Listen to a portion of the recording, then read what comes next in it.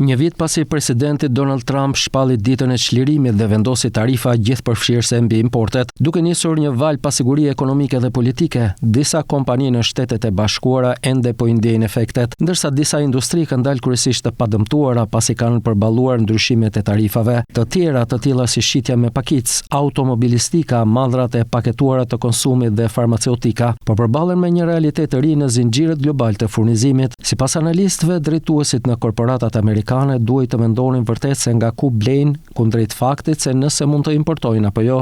Rreth 80 deri 85% të kostove u absorbuan brenda vendit, që do të thotë se ose korporatat amerikane duhet të përballonin goditjen, ose t'u kalonin atë klientëve, ose një përzierje të dyjave. Më 2 prill 2025 në kopshtin e trëndafilave të Shtëpisë së Bardhë, Trump njoftoi tarifa të gjera vend pas vendi, si dhe një taksë bazë për 10% për vendet që nuk ishin të listuara konkretisht në atë deklaratë. Këto politika tarifore luhatën shumë gjatë muajve në vijim, ndërsa Trump bëri marrëveshje dhe hoqi dorë nga disa prej detyrimeve më ekstreme. Me politika tregtare dhe tarifore në ndryshim të vazhdueshëm, kompanitë u detyruan të ishin më fleksibile dhe të diversifikonin zinxhirët e tyre të furnizimit gjatë vitit të kaluar. Zhvendosja e operacioneve nga vende të tilla si Kina, Vietnami ose Meksika nënkuptonte kursimin e kostot të importit, por për shumë industri kjo ishte një detyrë e vështirë. Sipas analistëve, klientët që në muajt e parë bën ndryshime agresive për të kapërcyer kostot e tarifave, por për shkak se këto politika vazhdonin të ndryshonin, kompanitë filluan të lëviznin më ngadalë dhe të investonin burime në modelimin e skenarëve.